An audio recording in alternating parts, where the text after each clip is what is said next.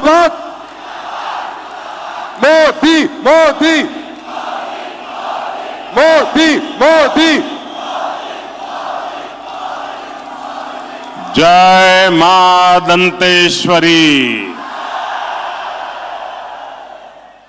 अब से कुछ देर पहले मुझे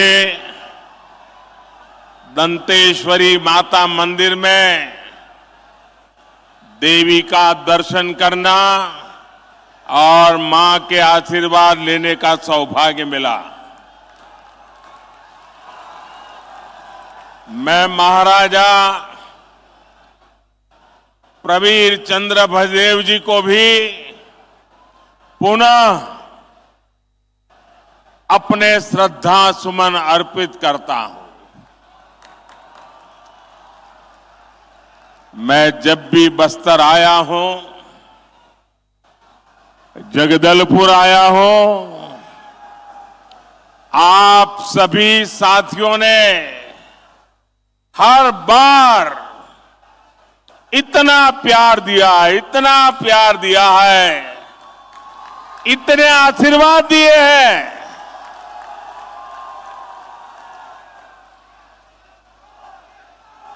मैं इसका शब्दों में वर्णन नहीं कर सकता हूं। और जब भी बस्तर की धरती पे आना हो जाए और बलिराम कश्यप जी की याद ना आए, ये कभी हो नहीं सकता।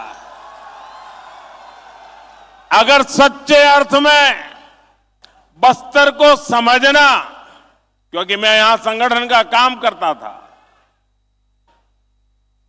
हर इलाके में जाता था, बहुत समय मैंने यहां बिताया और मुझे पूरे बस्तर को समझना, आदिवासी समाज को समझना, यहां की समस्याओं को समझना, बलिराम जी कश्यप जी एक प्रकार से मेरे गुरु की तरह काम करते थे।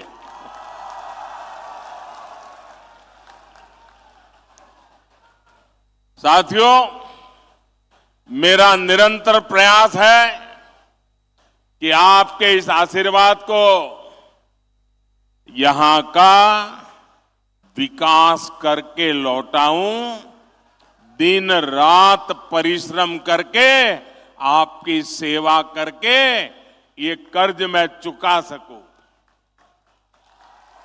मेरे परिवारजनों, कांग्रेस ने सिर्फ 5 वर्ष में छत्तीसगढ़ की जो हालत कर दी है, उसे पूरा देश देख रहा है।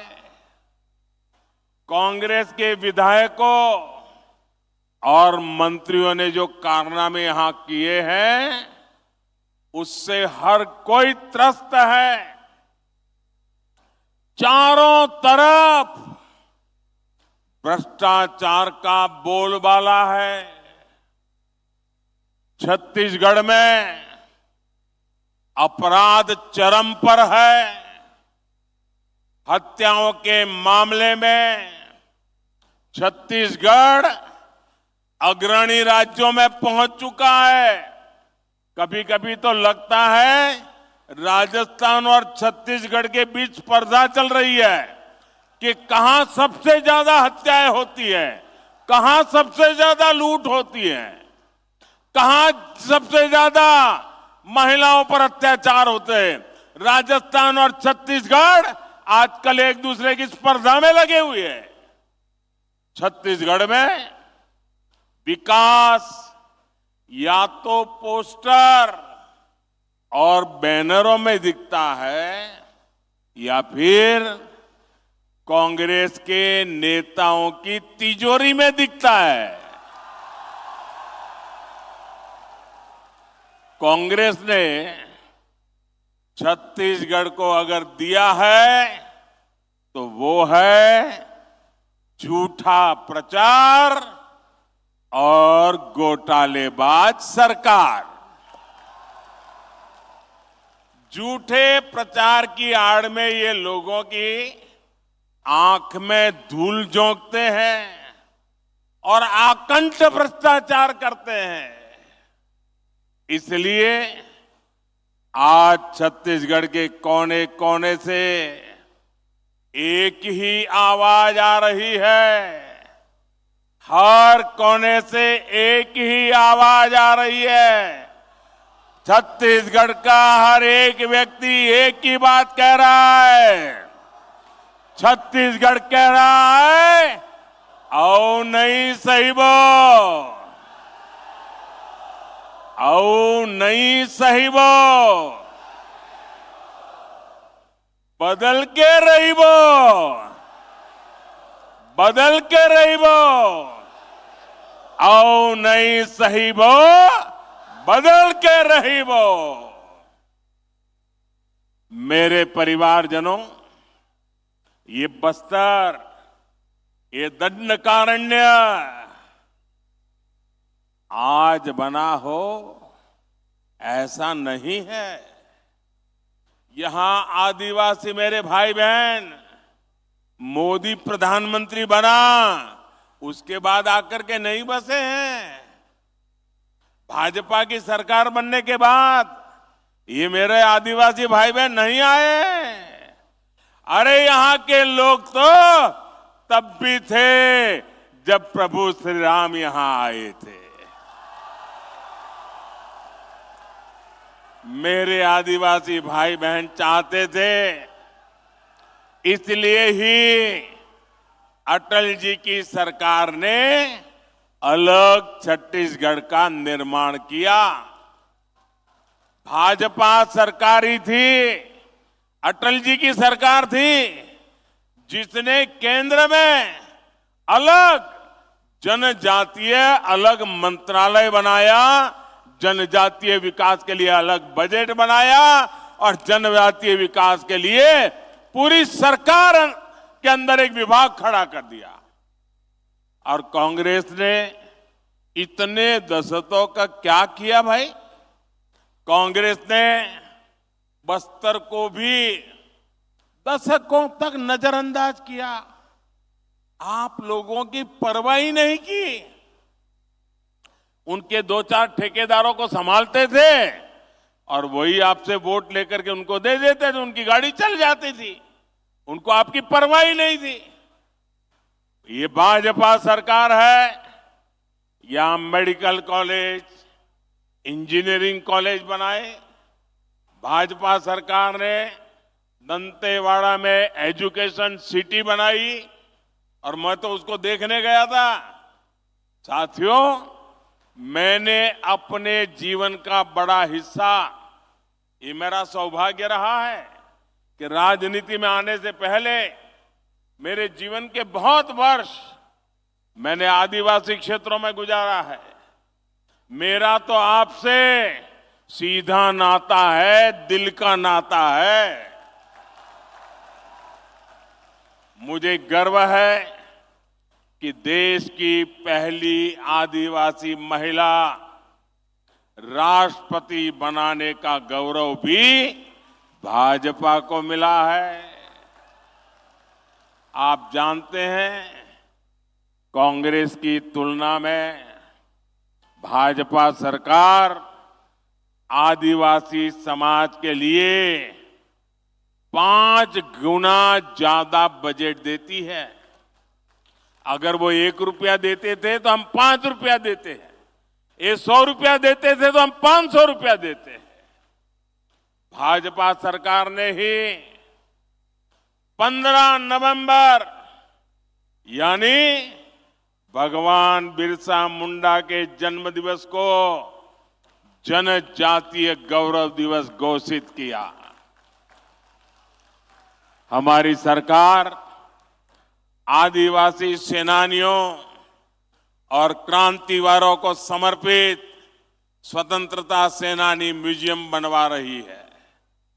हमने जनजाति वर्ग के छात्रों को दी जा रही छात्रवृत्ति, उसको भी 2.5 गुना कर दिया है। बीते 9 वर्षों में 300 से अधिक एकलव्य मॉडल आवासीय विद्यालय मेरे जनजाति बच्चों के लिए हमने खोले हैं। साथियों, भाजपा सरकार देश में आकांक्षी जिला कार्यक्रम चला रही है। बस्तर संभाग के भी अनेक जिले ये आकांक्षी जिलों में शामिल है। अब तो हम उससे भी आगे बढ़ करके जिले से निकल के जाकर के आकांक्षी ब्लॉक्स की पहचान कर रहे हैं। इस अभियान के तहत शिक्षा, स्वास्थ्य और रोजगार से जुड़े बड़े बड़े प्रोजेक्ट यहां शुरू होने वाले हैं। इसके अलावा भी हम छत्तीसगढ़ के उसमें आधुनिक इंफ्रास्ट्रक्चर का निर्माण कर रहे हैं। आज भी यहां 26,000, 27,000 करोड़ रुपए उसके से भी अधिक प्रोजेक्ट बस्तर को मिले हैं, छत्तीसगढ़ को मिले हैं। मेरे परिवारजनों, आज यहां बहुत बड़े और देश के आधुनिकतम स्टील कारखाने का लोकार्पण हुआ है। आप मुझे बताइए, आपको गर्व हो रहा है कि नहीं हो रहा है? इतना बड़ा स्टील का कारखाना आपको मिला है, आपको गर्व हो रहा है कि नहीं हो रहा है? ये छत्तीसगढ़ कांग्रेस वालों को नहीं हो रहा है। इतना बड़ा कार्यक्रम अभी सरकार का था, छत्तीसगढ़ सरकार का एक भी मंत्री भी नहीं आया, मुख्यमंत्री भी नहीं, उप मुख्यमंत्री भी नहीं। आप कहिए भैया, आपकी भलाई के काम में ये सरकार ने आना चाहिए कि नहीं आना चाहिए? आना चाहिए कि नहीं आना चाहिए? ये आपका अगर भला चाहते हैं तो वहां आकर के बैठना चाहिए कि नहीं बैठना चाहिए? नहीं आते हैं। इसके दो कारण है। एक, उनको सरकार जाने की इतनी चिंता है कि उनके पास यहां आने के लिए समय ही नहीं है, सरकार बचाने में लगे हैं। और दूसरा कारण है, ये मोदी है। अगर मोदी के सामने जाना है तो कोई आकंठ भ्रष्टाचारी मोदी से आंख नहीं मिला सकता है। और इसलिए वो आने से डरते हैं, भाग जाते हैं। मेरे साथियों,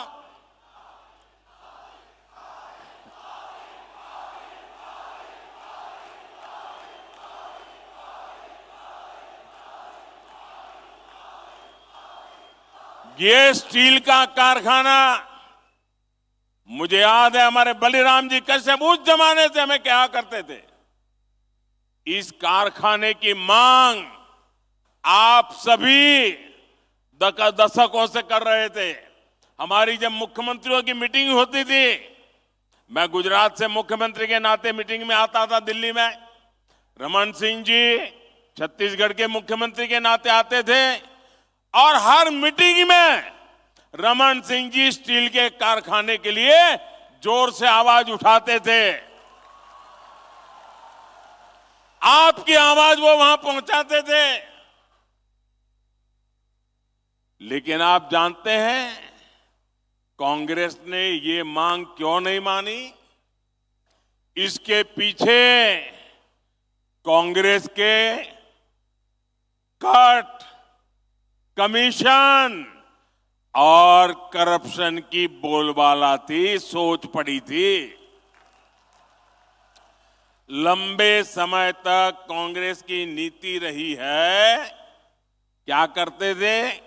कच्चा माल विदेश भेजो और फिर उसी कच्चे माल से बना महंगा सामान महंगे पैसे देकर के आयात करो।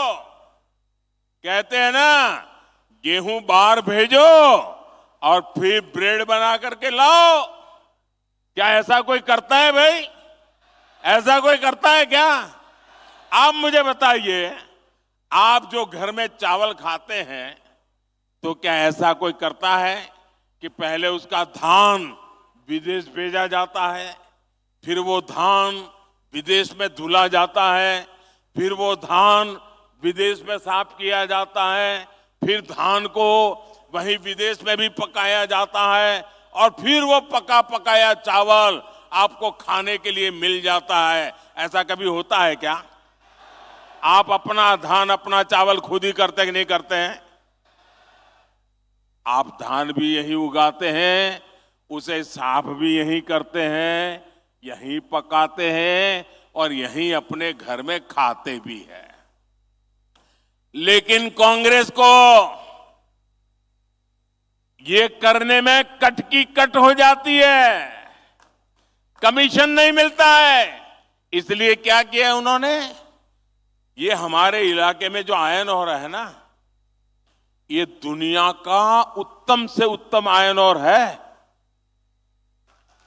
दुनिया का।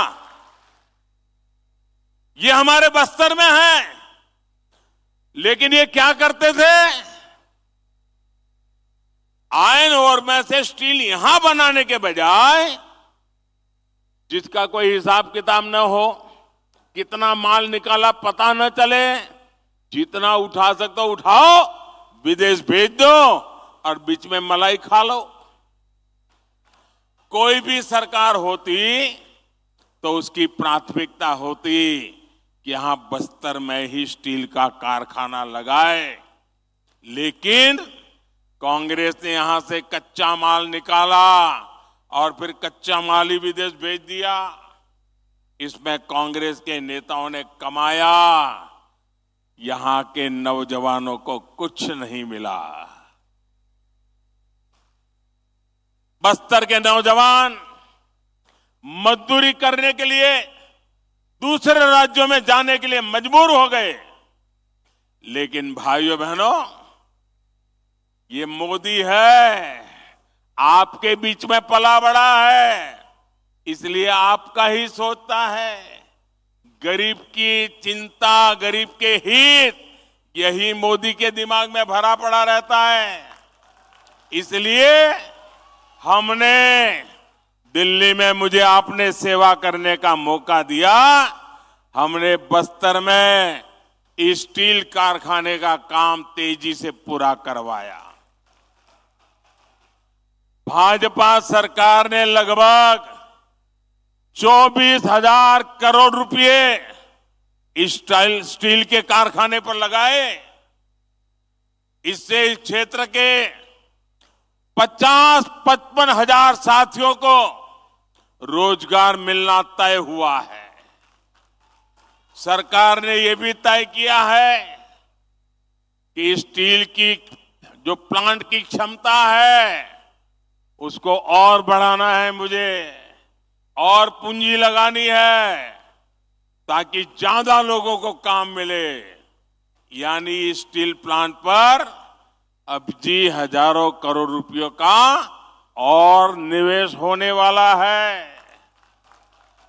और जब ज्यादा निवेश होगा और बड़ा कारखाना होगा तो पूरे विस्तार की किस्मत और तेजी से बदलने वाली है।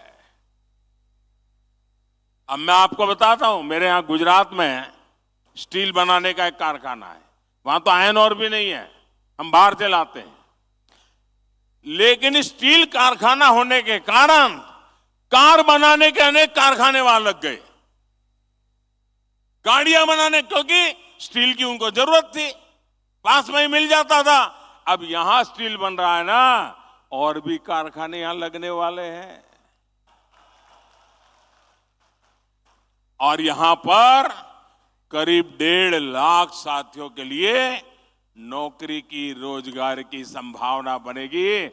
और मेरे शब्द लिखिए भैया, आज छत्तीसगढ़ का नौजवान रोजगार के लिए बाहर जाता है, एक दिन ऐसा आएगा हिंदुस्तान के नौजवान रोजगार के लिए बस्तर आना चाहेंगे, बस्तर आना चाहेंगे। आप कल्पना कर सकते हैं मोदी अगर ये काम कर देगा तो कांग्रेस के लोगों के लिए भ्रष्टाचार के रास्ते रुक जाएंगे। खदान में से जो माल खाते थे उस पर मोदी ने ताला लगा दिया और इसलिए छटपटा रहे हैं। आज भी कितनी झूठी बातें फैलाई, लेकिन आपने उन पर ये तमाचा मारा। इतनी पब्लिक आकर के आपने उनको तमाचा मारा है। झूठी बातें फैलाकर इनका इरादा समझिए। बस्तर के मेरे नौजवानों, इनका इरादा समझिए। ये झूठी बातें फैलाकर ये स्टील प्लांट को भी हड़पना चाहते हैं। इस स्टील प्लांट को भी कांग्रेस ही अपने बच्चों, अपने रिश्तेदारों की तिजोरी भरने का माध्यम बनाना चाहते हैं। लेकिन मेरे बस्तर के भाइयों बहनों, ये मोदी की गारंटी है, ये मोदी नहीं होने देगा। ये बस्तर का स्टील प्लांट आपका है, बस्तर के लोगों का है। इस स्टील प्लांट के मालिक मेरे बस्तर के लोग हैं, मेरे छत्तीसगढ़ के लोग हैं। मोदी इसका मालिक नहीं है। मोदी इसका मालिक नहीं है और न ही कोई दूसरा नेता, कोई कांग्रेसी को मैं इसका मालिक बनने देने वाला हूं। इस प्लांट के मालिक सिर्फ और सिर्फ बस्तर के मेरे भाई बहन है। ये हक आपका है, कोई आपका हक छीन नहीं सकता है। इस पर कांग्रेस के नेताओं को किसी भी हालत में कब्जा नहीं करने दिया जाएगा। उनको कटकी कंपनी, कमीशन कंपनी, भ्रष्टाचार, बेईमानी करने का मौका नहीं दिया जाएगा। आप मेरे साथ सहमत हैं? तो एक काम करिए, अपना मोबाइल फोन निकालिए और उसकी फ्लैश लाइट चालू कीजिए। मेरी इस बात के समर्थन में अपने मोबाइल की फ्लैश लाइट चालू करिए। शाबाश, देखिए, वाह, दूर दूर तक शाबाश। ये ताकत है। वाह, देखिए, ये मीडिया वाले आपकी फोटो निकाल रहे हैं। देखिए, ये समर्थन है। ये स्टील प्लांट के लिए समर्थन है। कैसा झूठ बोलते थे और ईमानदारी देखिए, ये सच्चाई यहां देखिए। बहुत बहुत धन्यवाद मेरे बस्तर के भाइयों बहनों।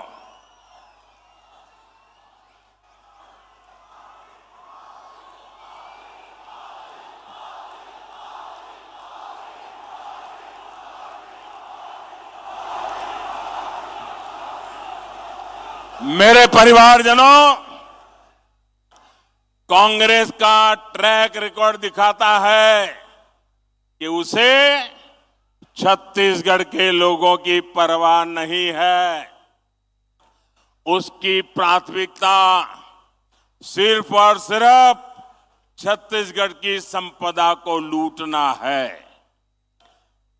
छत्तीसगढ़ की खनिज संपदा को लूटने भी कांग्रेस ने कोई कसर नहीं छोड़ी। यहां से जो भी खनिज निकलता था उसका लाभ कांग्रेस के राज में यहां के नागरिकों को, नौजवानों को नहीं मिलता था।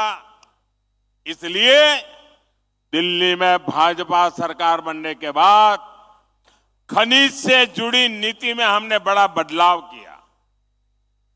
हमने डिस्ट्रिक्ट मिनरल फंड बनाने का फैसला किया। यानी जो भी खनिज यहां से निकलेगा उसका एक हिस्सा आपकी मालिकी का होगा, आपके विकास के लिए होगा। ये खनिज मोदी की मालिकी की नहीं है, ये खनिज छत्तीसगढ़ की कांग्रेस सरकार की नहीं है, ये आपकी है। इसका हक आपको देने का काम ये मोदी ने किया है। भाजपा ने आपको विकास का साझेदार बनाया, आपको पार्टनर बनाया। इसके तहत छत्तीसगढ़ को 8,000 करोड़ रुपए मिले हैं। लेकिन जानते हैं कांग्रेस ने इस पैसे से क्या किया? यहाँ की कांग्रेस सरकार ने इसमें भी घोटाला कर दिया है। साथियों, आपकी वन उपज के साथ कांग्रेस ने क्या किया ये भी आपने देखा है। वन उपज तो हमारे जनजातीय समाज के आर्थिक जीवन का बहुत बड़ा हिस्सा रहा है। लेकिन जब तक दिल्ली में कांग्रेस सरकार थी तब तक ये लोग सिर्फ 10-12 वन उपजों पर ही एमएसपी देते थे। आज जो नौजवान हैं उन्हें ये पता होना चाहिए कि उनके माता पिता, दादा दादी, नाना नानी को कांग्रेस ने नमक से ठगा है, नमक से ठगा है। ये आज के नौजवानों को मैं बताता हूं, चिरौंजी जैसे बहुमूल्य वन उत्पाद हमारे आदिवासी परिवार इकट्ठा करते थे, बोरा बोरा लेकर हाट बाजार पहुंचते थे। वहां उन्हें 2-4 किलो नमक देकर ही ठगा जाता था। आपके दादा दादी के साथ ये किया इन्होंने। ये तो भाजपा सरकार है कि जिसने राशन की दुकानों में मुफ्त में नमक देना शुरू किया, तब जाकर कांग्रेस का ये शोषण बंद हुआ। जो उत्पाद एमएसपी के दायरे में नहीं थे उन्हें कांग्रेस के ठेकेदार ऐसे ही औने पौने दाम पर खरीदते थे, फिर ज्यादा मुनाफा पर बेच देते थे। आज भाजपा सरकार करीब करीब 90 वन उपज को एमएसपी के दायरे में ला चुकी है। कितनी 90। कितनी? पहले कितनी थी? 10-12। कांग्रेस के जमाने में कितनी थी? कांग्रेस के जमाने में कितनी थी? मोदी कितना पहुंचाया? मोदी ने कितना पहुंचाया? ये आपके प्रति जो प्यार है ना, उसके कारण होता है। भाजपा सरकार ने वन धन केंद्र बनाकर वन उपज के बेहतर दाम देने का रास्ता खोला है। आज छत्तीसगढ़ के हजारों आदिवासी बहनों भाइयों को वन धन केंद्रों में रोजगार मिला है। साथियों, कांग्रेस की सरकार ने यहां तेंदुपत्ता संग्राहकों के साथ क्या किया था ये भी आप अच्छी तरह जानते हैं। भाजपा सरकार ने तेंदुपत्ता के काम से जुड़े परिवारों के लिए जो भी कल्याणकारी कार्यक्रम बनाए थे वो कांग्रेस ने बंद कर दिए।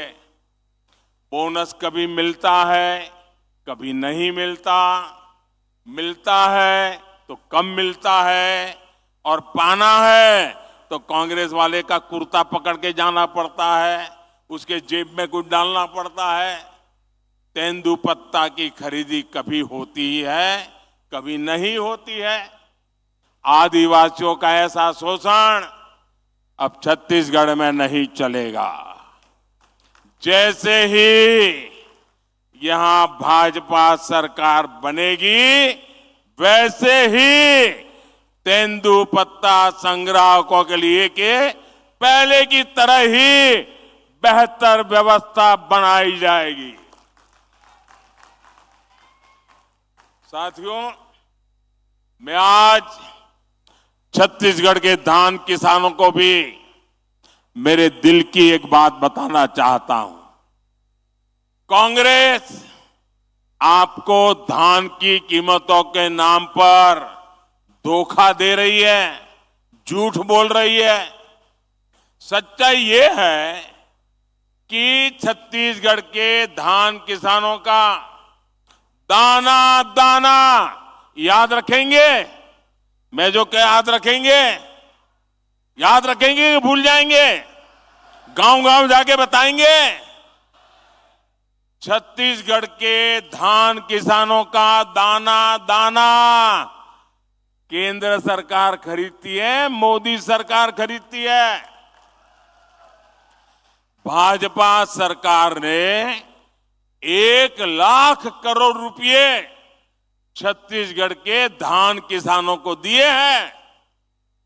यहां पर जब भाजपा सरकार बनेगी तो धान किसानों का पूरा पूरा ध्यान रखने की गारंटी ये मोदी की गारंटी है।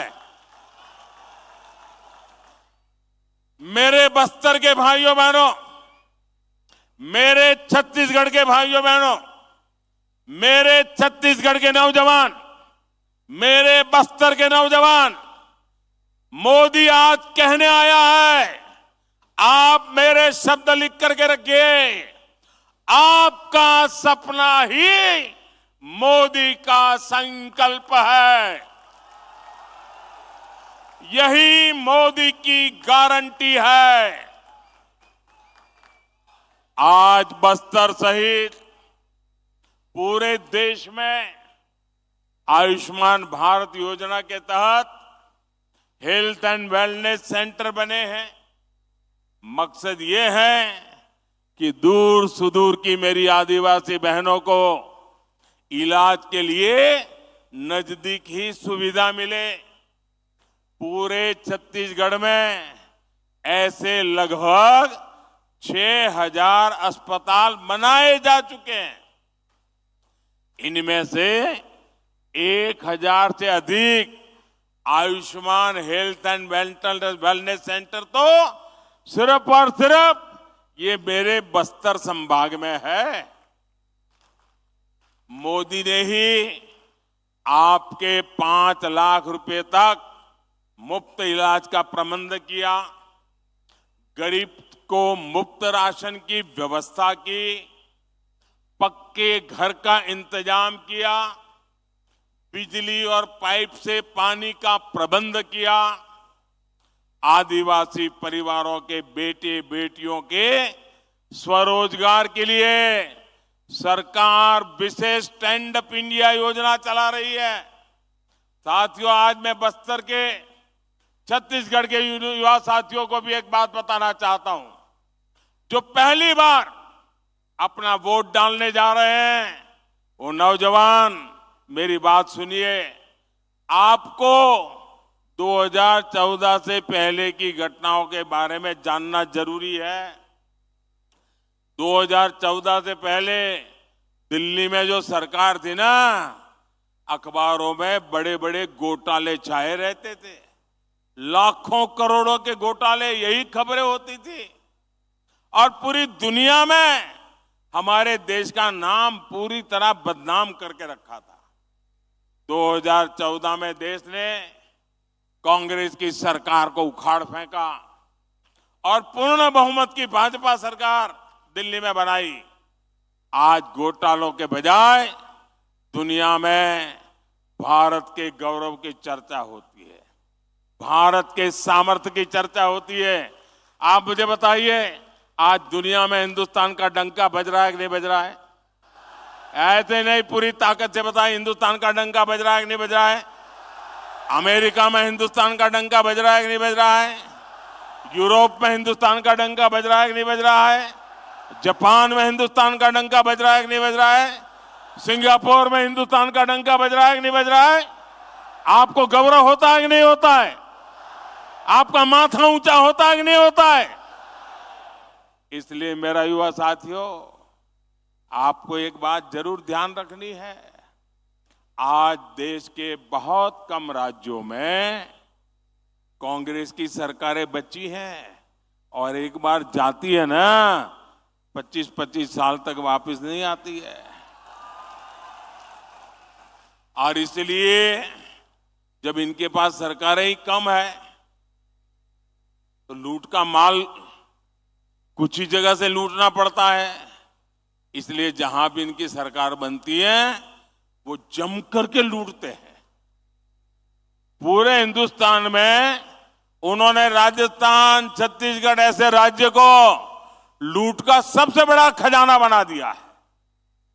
छत्तीसगढ़ के ही लोग मुझे बताते हैं कि कांग्रेस के हर छोटे बड़े हर नेता ने 15 साल जो तक सरकार नहीं दी ना, वो जो खाद पड़ गई थी ना, वो भी जमा करने में लग गए 5 सालों में। यानी 15 साल तक इनको छत्तीसगढ़ को लूटने का मौका नहीं दिया। अब वो सारी कसर भी अभी निकालना शुरू कर दिए हैं। अरे इन्होंने तो गौमाता के नाम पर भी भ्रष्टाचार किया है। जिन्होंने गोबर तक को नहीं छोड़ा, उन्होंने क्या क्या नहीं किया। इनके भ्रष्टाचार के सबसे बड़े भुक्तभोगी मेरे नौजवान हैं, मेरे बस्तर के लोग हैं। कांग्रेस ने युवाओं को नौकरी का वादा दिया था, लेकिन नौजवानों की नौकरी में ही घोटाला कर दिया। कांग्रेस के नेताओं ने पीसीएस भर्तियों में अपने बच्चों, अपने रिश्तेदारों को सेट कर दिया। किया कि नहीं किया? चारों तरफ लूट मचाई कि नहीं मचाई? इनकी पार्टी तो राजनीति में भी अपने ही बच्चों को सेट करती है और नौकरियों में भी यही करती है। छत्तीसगढ़ के लाखों परिवारों, आदिवासी, पिछड़े परिवार के बच्चों से कांग्रेस ने नौकरियां छीन ली है, आपका अधिकार छीन लिया है। नौकरियों तो दी नहीं, जो पहले से सरकारी नौकरी में है उनको भी कांग्रेस ने, लोगों ने लूटा है, परेशान किया है।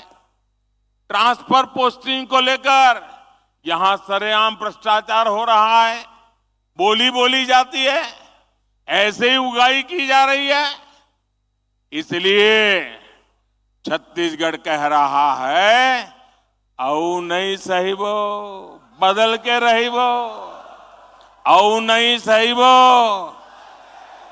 औ नहीं सही वो, ये अब नहीं सही वो। साथियों, आप आश्वस्त रहिए, आप कांग्रेस की सरकार बदलिए, भाजपा इस पूरे लूट तंत्र को बदल देगी। ये कांग्रेस ने लोकतंत्र को लूट तंत्र बनाया है और प्रजातंत्र को परिवार तंत्र बना दिया है। भाजपा सरकार बनते ही पीसीएस घोटाले की जांच होगी। गुनहगार भी कितना ही ताकतवर हो, मोदी उसको जेल में डाल करके ही रहेगा। हर नौजवान, हर सरकारी कर्मचारी को पूरा न्याय मिलेगा। मेरे परिवारजनों, कल से कांग्रेस ने एक अलग लाभ आरोपना शुरू कर दिया है। ये कांग्रेस के नेता कहते हैं, जितनी आबादी उतना हक। मैं कहता हूं, इस देश में अगर सबसे बड़ी कोई आबादी है तो वो आबादी गरीब है, और इसलिए मेरे लिए गरीब ही सबसे बड़ी आबादी है और गरीब का कल्याण यही मेरा मकसद है। मैं सोच रहा था कि पूर्व प्रधानमंत्री मनमोहन सिंह जी क्या सोच रहे होंगे। भारत के पूर्व प्रधानमंत्री मनमोहन सिंह जी तो कहा करते थे कि देश के संसाधनों पर पहला हक माइनॉरिटी का है, अल्पसंख्यकों का है, और उसमें भी मुसलमानों का है। अब कांग्रेस कह रही है कि आबादी तय करेगी कि पहला हक किसका होगा। यानी क्या अब अल्पसंख्यकों का हक कांग्रेस कम करना चाहती है क्या? और आबादी के ही हिसाब से ही अब तय होने वाला है, तो पहला हक किसका होगा भाई? किसका होगा? आबादी किसकी ज्यादा है? किसका हक होगा? जरा कांग्रेस वाले स्पष्टता करें। क्या आबादी के हिसाब से हक मिलेगा क्या? तो क्या अल्पसंख्यकों को कांग्रेस हटाना चाहती है क्या? तो क्या सबसे बड़ी आबादी वाले हिंदू अब आगे बढ़कर अपने सारे हक ले लें क्या? मेरे परिवारजनों, मैं पिछले काफी समय से कह रहा हूं और फिर आज दोहरा रहा हूं कि कांग्रेस पार्टी को अब कांग्रेस के लोग नहीं चला रहे हैं। कांग्रेस के बड़े बड़े नेता मुंह पे ताला लगा के बैठे हैं, न उनको पूछा जाता है, न वो ये सब देख करके बोलने की हिम्मत करते हैं। अब तो कांग्रेस को आउटसोर्स कर दिया गया है। कांग्रेस को अब ऐसे लोग चला रहे हैं, पर्दे के पीछे लोग ऐसी कमाल कर रहे हैं, ऐसे खेल खेल रहे हैं जो देश विरोधी ताकतों से मिले हुए हैं। कांग्रेस किसी भी कीमत पर देश के हिंदुओं को बांटकर भारत को तबाह कर देना चाहती है। कांग्रेस गरीबों को बांटना चाहती है। मोदी ने पिछले 10 साल में सारी योजनाएं ऐसी बनाई ताकि गरीबों में एक आत्मविश्वास पैदा हुआ है। और मेरे लिए तो इस देश का गरीब यही सबसे बड़ी जाति है, यही सबसे बड़ी बिरादरी है। अगर गरीब का भला हो गया, देश का भला अपने आप हो जाएगा। आज तक कांग्रेस ने यह खुलासा नहीं किया है कि कांग्रेस ने एक दूसरे देश के साथ क्या गुप्त समझौता किया है। लेकिन देश देख रहा है, इस समझौते के बाद कांग्रेस और ज्यादा भारत की बुराई करने में मजा आने लगी है। भारत के अच्छी बातों को बुरी तरह पेश करने में मजा आ रही है। ऐसा लगता है जैसे उनका भारत का प्रेम ही कम होता जा रहा है। मैं सभी देशवासियों, आपको आगाह करता हूं, कांग्रेस और उसके सहयोगियों की इस नई साजिश, हमें सतर्क रहना चाहिए। और अगर हक की बात करनी है तो मैं कहूंगा कि इस देश के संसाधनों पर पहला हक भारत के गरीब का है। गरीब चाहे वो दलित हो, गरीब चाहे वो पिछड़ा हो, गरीब चाहे आदिवासी हो, गरीब चाहे सामान्य वर्ग से हो, हमें सबसे बड़ी जाति मेरे लिए गरीब है। हमें गरीब की चिंता करनी है, हमें गरीब का जीवन बदलना है। कांग्रेस देश के लोगों में आपसी खाई बढ़ाना चाहती है, वैर भाव बढ़ाना चाहती है। इसलिए कांग्रेस अब पूरी नई भाषा बोलने लगी है। मेरे परिवारजनों, कांग्रेस के दशकों के शासन ने देश को सिर्फ गरीबी दी है। कांग्रेस ने समाज को जाति के आधार पर बांटने का ही काम किया है ताकि इनका वोट बैंक सुरक्षित रहे। कांग्रेस आज भी इसी काम में जुटी है। आज भी यहां छत्तीसगढ़ में अलग अलग समाज अपने हक के लिए आवाज उठा रहे हैं, लेकिन कांग्रेस की सरकार साजिश के तहत उन्हें जेल में डाल देती है, उनकी आवाज को दबाने में जुटी है। दूसरी तरफ भाजपा सरकार सामाजिक न्याय के लिए पूरी तरह समर्पित है। हाल में ही संसद में महरा समाज को एससी वर्ग का दर्जा दिया गया है। इस समाज की मांग भाजपा सरकार ने पूरी की है। वर्षों तक अपने अधिकारों से वंचित रहे आवारा आदिवासी वर्गों को एसटी का दर्जा देकर भाजपा सरकार ने एक ऐतिहासिक निर्णय लिया है। यानी जिनकी सूद कांग्रेस ने कभी नहीं ली, उनको हक देने में भाजपा हमेशा आगे रही है। मोदी की गारंटी मतलब हर गारंटी पूरा होने की गारंटी। कांग्रेस ने महिलाओं को भी दशकों तक आरक्षण के बिना धोखे में रखा। नारी शक्ति वंदन अधिनियम, आदिवासी बेटी हमारी माननीय राष्ट्रपति द्रौपदी मुर्मू जी के हस्ताक्षर से कानून बन गया है। अब यहाँ के SC ST समाज सहित सभी बहनों के लिए विधानसभा और लोकसभा में 33% सीटें आरक्षित हो गई है। इसलिए कांग्रेस के कुशासन को हटाना है और भाजपा के सुशासन को लाना है। इसलिए पूरे बस्तर को, जगदलपुर को, छत्तीसगढ़ को आज एक संकल्प लेना है। यहां कांग्रेस के कुशासन को हटाएंगे और भाजपा के सुशासन को लाएंगे। जब विकास का डबल इंजन यहां फिर लगेगा, यहां भाजपा का मुख्यमंत्री बनेगा, तो फिर से छत्तीसगढ़ विकास की नई रफ्तार पकड़ेगा। एक बार फिर इतनी बड़ी तादाद में आए, आपने आशीर्वाद दिए, मैं आपका हृदय से बहुत बहुत आभार व्यक्त करता हूं। बहुत बहुत धन्यवाद। दोनों हाथ ऊपर करके बोलिए भारत माता की, भारत माता की, भारत माता की। बहुत बहुत धन्यवाद।